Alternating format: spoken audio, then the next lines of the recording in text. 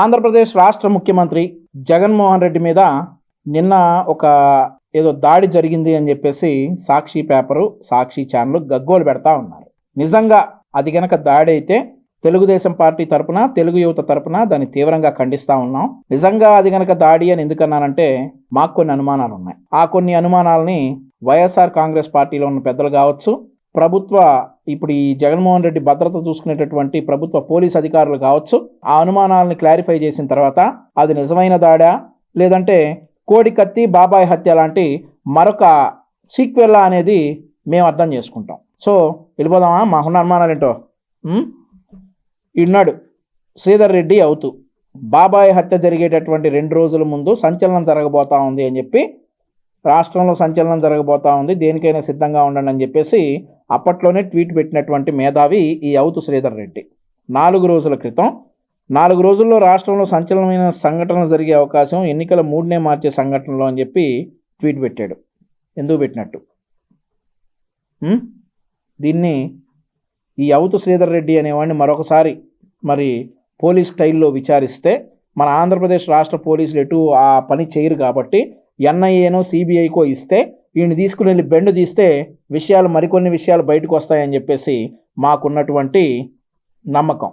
ఆ తర్వాత జగన్మోహన్ రెడ్డి యాత్ర స్టార్ట్ చేసిన రోజు నుండి సాయంత్రం 6 అయిపోతా ఉంది, చీకటి అయిపోయింది కాబట్టి ర్యాంప్ మీద నడిచే కార్యక్రమం సెక్యూరిటీ వాళ్ళు చీకట్లో వద్దు అని సలహా ఇస్తూ ఉన్నారు. కాబట్టి ఈసారి చేయలేకపోయినందుకు కూడా ఎవరు కూడా మరోలా భావించొద్దు అని కూడా తెలియజేస్తా ఉన్నాం. మరి నాకు ర్యాంప్ మీదకి రావాలనుంది కానీ రాలేని పరిస్థితి, మీరందరూ కూడా క్షమించాలి అని చెప్పేటటువంటి జగన్మోహన్ రెడ్డి నిన్న రాత్రి 8 అయినా కూడా జనాలు ఎవరూ లేని ప్రాంతంలో ఒక నేరో రోడ్లో ఎందుకు బస్సు టాప్ ఎక్కేసి నమస్కారాలు పెడతా ఎవరూ లేని ప్రాంతంలో కూడా అంత హడావిడి చేశాడు అనేది అక్కడ ఉన్నటువంటి పోలీస్ అధికారులు, ముఖ్యమంత్రి భద్రతా సిబ్బంది సమాధానం చెప్పాలి. ఇది మాకున్నటువంటి 2వ అనుమానం. 3వ అనుమానం, జగన్మోహన్ రెడ్డి ఒక ముఖ్యమంత్రి. ఆ ముఖ్యమంత్రి భద్రత చాలా కట్టుదిట్టంగా ఉంటుంది. ఏ విఐపి అయినా ఒక మార్గం ద్వారా వెళ్తూ ఉంటే అక్కడ ఉన్నటువంటి భవనాల మీదకు 2-3 లేదంటే స్ట్రెంత్ను బట్టు పోలీస్ మెన్ను పంపించేసి, కానిస్టేబుల్స్ను పంపించేసి పహారా పెడతారు. నిన్న జగన్మోహన్ రెడ్డి వెళ్తున్నటువంటి ప్రాంతంలో ఆ వివేకానంద రెడ్డి స్కూల్, 4 సంవత్సరాలుగా అలవాటైపోయి 4.5 సంవత్సరాలుగా వివేకానంద రెడ్డి అని వస్తూ ఉంది, వివేకానంద స్కూల్ ఉంది. ఆ వివేకానంద స్కూల్ G+1. ఆ వివేకానంద స్కూల్ మీద ఎందుకు పోలీస్ పహారా పెట్టలేదు అనేది విజయవాడ నగర కమిషనర్ కాంతిరాణా టాటా గారు సమాధానం చెప్పాలి. 3వ అనుమానం. ఆ తర్వాత ఏ విఐపికైనా కానీ ఇప్పుడు జగన్మోహన్ రెడ్డి ఒక రాష్ట్ర ముఖ్యమంత్రి, ఆయన దగ్గర ఉన్నటువంటి సెక్యూరిటీ సిబ్బంది దగ్గర బుల్లెట్ ప్రూఫ్ షీట్స్ ఉంటాయి. మీరు చూసే ఉంటారు, సూట్ కేసులాగా ఉంటాయి.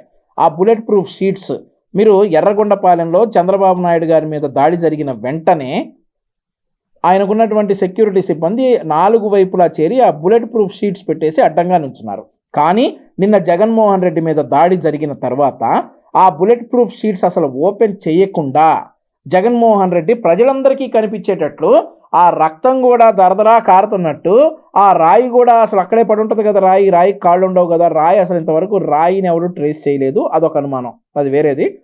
జగన్మోహన్ రెడ్డి ఈ ఫోటోను, జగన్మోహన్ రెడ్డి ఫేస్ను బాగా జూమ్ చేసి చూపించి ఎందుకు మీరు పోలీస్ సిబ్బంది కావచ్చు, ఆయనకున్నటువంటి సెక్యూరిటీ సిబ్బంది కావచ్చు బుల్లెట్ ప్రూఫ్ షీట్స్ ఎందుకు ఓపెన్ చేయలేదు అనేది ఆంధ్రప్రదేశ్ రాష్ట్ర ప్రజలందరితో పాటు నాకు కూడా ఉన్నటువంటి అనుమానం. ఇక తర్వాత మరొక అనుమానం ఏంటంటే, ఆ దెబ్బ తగలగానే జగన్మోహన్ రెడ్డి 1 నిమిషం తర్వాత అభివాదం చేసుకుంటా చిక్కటి చిరునవ్వుతోటి దిగి బస్సులోకి వెళ్ళారు. వెళ్ళిన తర్వాత జగన్మోహన్ రెడ్డి బస్సు లోపల ఒక లగ్జరీ 5 స్టార్ హోటల్, ఆయనకు రిక్లైనర్ ఉంటుంది, సోఫా ఉంటుంది, మంచం ఉంటుంది, కుర్చీలు ఉంటాయి, చాలా విశాలంగా ఆ బస్సు ఆయన డిజైన్ చేయించుకున్నారు. అలాంటప్పుడు ప్రజలందరికీ కనిపిస్తా అబ్బా జగన్మోహన్ రెడ్డికి దెబ్బ తగిలింది, పాపం ట్రీట్మెంట్ తీసుకుంటున్నాడు అని సింపతి వచ్చేటట్లు ఆ విజిబుల్ విండోలో నుండి ఉండి ఆ ట్రీట్మెంట్ తీసుకోవాల్సిన అవసరం ఏంటో జగన్మోహన్ రెడ్డి ప్రజలకు చెప్పాలి. అక్కడ తీసుకోవాల్సిన అవసరం ఏంటి, మీరు లోపలికి వెళ్ళొచ్చు అన్నది మాకున్నటువంటి మరొక అనుమానం. ఆ తర్వాత ఈరోజు పేపర్ చూస్తే జగన్మోహన్ రెడ్డి మీద హత్యాయత్నం అని చెప్పేసి, ఇది ఇంత చిన్న గులకరాయితోటి హత్యాయత్నం అని చెప్పేసి పేపర్లో వచ్చింది.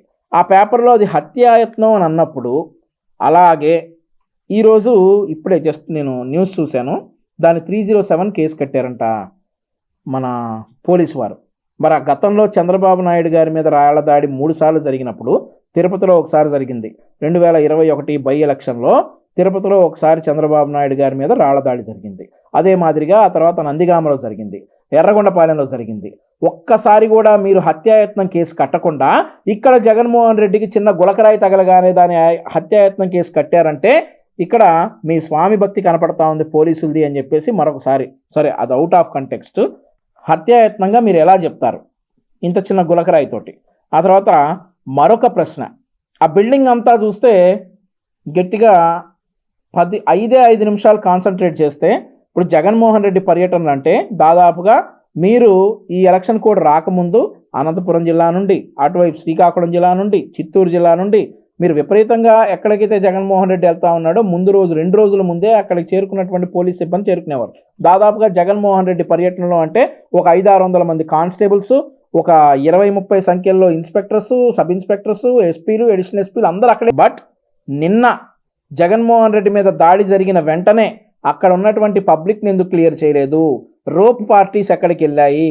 అదే మాదిరిగా ఇది చాలా ఇంపార్టెంట్, మీరు నిందితుడిని పట్టుకోదలుచుకుంటే అక్కడ ఉన్నటువంటి పోలీస్ కమిషనర్ కాంతిరాణా టాటా గారు, మీరు నిందితుడిని పట్టుకోదలుచుకుంటే ఆ బిల్డింగ్ మొత్తాన్ని చుట్టుముడితే 5 నిమిషాల్లో మీరు నిందితుడిని పట్టుకోగలరు అక్కడ ఉన్నటువంటి సీసీటీవీలన్నీ పరిశీలించి.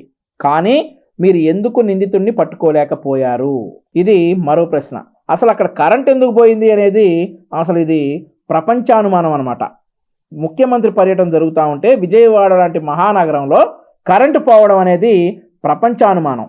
ఆ తర్వాత మరొక అనుమానం ఏంటంటే జగన్మోహన్ రెడ్డి యాత్ర స్టార్ట్ చేసిన దగ్గర నుండి నిన్న దాడి జరిగే వరకు, అంటే ఒక 10 నిమిషాల వరకు, 8 గంటల వరకు జగన్మోహన్ రెడ్డి గనక బయటకు వచ్చి ప్రజల్లో ఉంటే ఆయన చుట్టూ మీరు గమనించవచ్చు, యాత్ర స్టార్ట్ చేసిన రోజు నుండి నిన్న ఆ రాయి తగిలే 10 నిమిషాల ముందు వరకు, అంటే నిన్న రాత్రి 8 గంటల వరకు ఆయన చుట్టూ ఉన్నటువంటి ఈ బుల్లెట్ ప్రూఫ్ షీట్ గాళ్ళు, సెక్యూరిటీ వాళ్ళు ఏమయ్యారు? ఆ 10 నిమిషాలే సెక్యూరిటీ వాళ్ళందరూ రిలాక్స్ అయ్యి ఎందుకు కిందకు కూర్చున్నారు? ఇది మా మరొక అనుమానం. ఈ అనుమానాలన్నీ క్లారిఫై చేయాల్సినటువంటి బాధ్యత వైఎస్ఆర్ కాంగ్రెస్ పార్టీలో ఉన్నటువంటి పెద్దలకి, అదే మాదిరిగా జగన్మోహన్ రెడ్డి గారి సెక్యూరిటీ సిబ్బందికి, విజయవాడ కమిషనర్ కాంతిరాణా టాటా గారికి, ఇంకా చాలామందికి అనుమానాలు ఉన్నాయి. ఆ తర్వాత మరొక విషయం, ఈ ఫోటో చూస్తున్నారుగా, దాడి జరిగిన నిమిషాల వ్యవధిలో ఆంధ్రప్రదేశ్ రాష్ట్రం మొత్తం ఇట్లాంటి ప్లకార్డులు ఎట్లా సప్లై అయినాయి అనేది ఎవరికి అంతుబట్టనటువంటి ప్రశ్న. దాడి జరిగిన పావు గంటలో దీనికి చంద్రబాబు నాయుడు గారి కారణం అంటూ, ఏది గతంలో ఈ కోడికత్తి, ఈ బాబాయ్ హత్య, వీటిలో కూడా చంద్రబాబు నాయుడు గారే కారణం అన్నట్టు ఈ కేసులో కూడా దాడి జరిగిన 15 నిమిషాల్లోనే ఈ ప్లకార్డులు ఎలా వచ్చాయి? వీటికి చంద్రబాబు నాయుడు గారిని నిందిస్తూ ఒక బ్యానర్, చంద్రబాబు నాయుడు గారు, పవన్ కళ్యాణ్ గారు, లోకేష్ గారు ఉన్నటువంటి బ్యానర్ను తగలబెట్టారు మరి ఏదో ప్రాంతంలో. అవన్నీ ఎలా వచ్చాయి పావుగంటలోనే అనేది మరొక అంతు చిక్కని ప్రశ్న. ఇలాంటి అంతు చిక్కని ప్రశ్నలకు సమాధానాలు లేవు కాబట్టి ఈ దాడి పూర్తిగా Jaganmohan Reddy plan. And also Jaganmohan Reddy గారు ఒక విషయం గుర్తుపెట్టుకోవాలి, ఒకసారి అంటే నమ్ముతారు, రెండోసారి నవ్వుతారు, మూడోసారి పగలంబడి నవ్వి యాక్ట్ 2 అంటారనమాట. రాజకీయం చేస్తే మగాడి రాజకీయం చేయండి, సీమలో పుట్టారంటారు మీరు రాయలసీమ వ్యక్తి అంటారు. రాయలసీమ వ్యక్తులు ఎవరో కూడా ఇట్లా అడ్డదిడ్డమైన రాజకీయాలు చేయరు అనేసి చరిత్ర చెప్తా ఉంది. మరి ఇవన్నీ కూడా మాకున్నటువంటి అనుమానాలు నివృత్తి చేస్తా. చివరగా నేను ఒక వీడియో చూసా, ఆ వీడియో ఒకసారి ప్లే చేస్తా, ఒక్కసారి మీరు చూడండి. మనం స్పష్టంగా చూస్తాం దాన్ని ఇమాజినేషన్, అన్ని ఫోల్డింగ్స్ దాటి చివరి దానికి కూడా రక్తం అంటింది అంటే ఎంత పెద్దగా రక్తస్రావం జరిగింది అనేది మనం ఒక్కసారి దాన్ని ఇమాజినేషన్ చేసుకోవచ్చు. ఆ సమయంలో జగన్ ఎంత పెయిన్ ఫీల్ అయి ఉంటారని రక్తస్రావం, ఒకసారి దాన్ని ఇమాజినేషన్ చేసుకోవచ్చు. ఆ సమయంలో జగన్ ఎంత పెయిన్ ఫీల్ అయి ఉంటారని, ఒక్కసారిగా వేగంగా ఫోర్స్ గా రాయి వచ్చి ఊహించని ఫీల్ అయి ఉంటారని, ఒక్కసారి పెయిన్ ఫీల్ అయి ఉంటారని దాన్ని ఇమాజినేషన్ చేసుకోవచ్చు. ఆ సమయంలో జగన్ ఎంత పెయిన్ ఫీల్ అయి ఉంటారని.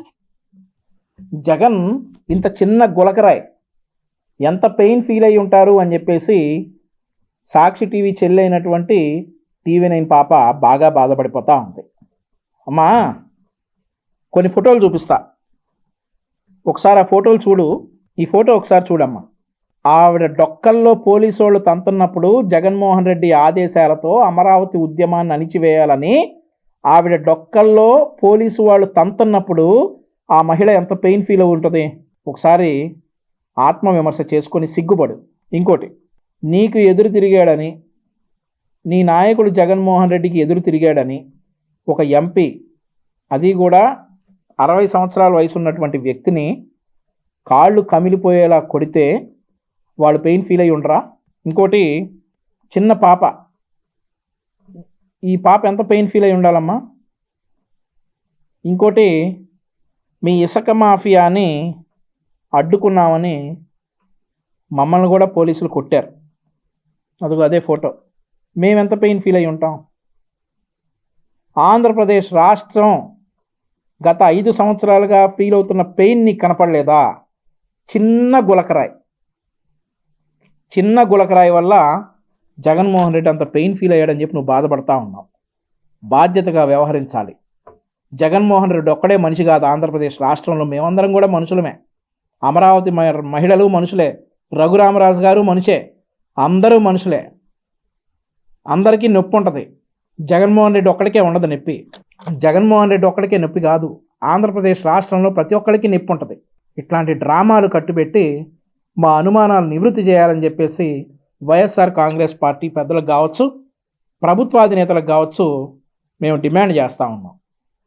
డిమాండ్ అని ఎందుకు అంటా ఉన్నామంటే, మీరాయి మీరు కొట్టుకున్నారు, చంద్రబాబు నాయుడు గారికి, పవన్ కళ్యాణ్ గారికి, లోకేష్ గారికి ఏం సంబంధం మాకంట కడతా ఉన్నారు. కాబట్టి చంద్రబాబు నాయుడు గారి మీద చేసినటువంటి ఈ ఆరోపణలు మీరు ఖచ్చితంగా సమాధానం చెప్పాలి.